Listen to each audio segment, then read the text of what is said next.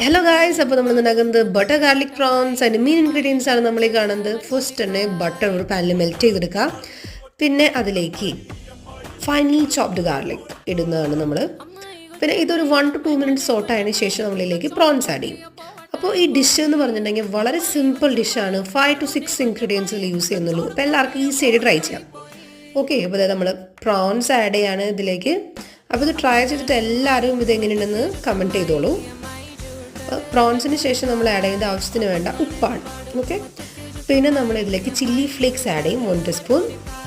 അതിനുശേഷം ഒരു 1 teaspoon pepper powder, എല്ലാവരുടെയും ഒരു എരിവനുസരിച്ച് ഉള്ള പെപ്പർ പൗഡർ കൂടി ആഡ് ചെയ്യുക. പിന്നെ നമ്മൾ ഇതൊന്ന് കുക്ക് ചെയ്തെടുക്കുകയാണ്. ഒരു 5 to 10 മിനിറ്റ്സ് മാക്സിമം പ്രോൺസിന് കുക്കിംഗ് ടൈം ആവശ്യമുള്ളൂ. പിന്നെ അതിനിടയിൽ നമ്മൾ ഒരു ടീസ്പൂൺ ലൈം ജ്യൂസും കൂടി ആഡ് ചെയ്യുന്നുണ്ട്. ഓക്കെ, പിന്നെ നമ്മളിപ്പോൾ മല്ലിയിലയാണ് ആഡ് ചെയ്യുന്നത്. പാഴ്സ്ലി ലീഫ് ആഡ് ചെയ്താൽ ടേസ്റ്റ് കൂടും.